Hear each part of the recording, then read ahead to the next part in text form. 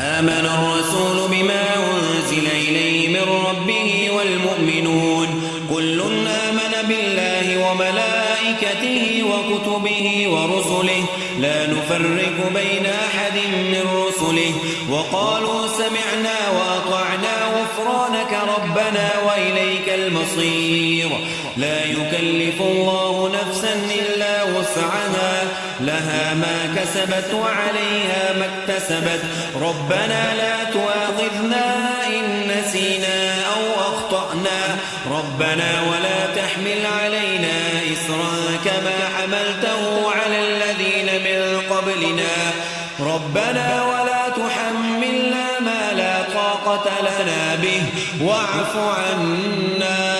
واغفر لنا وارحمنا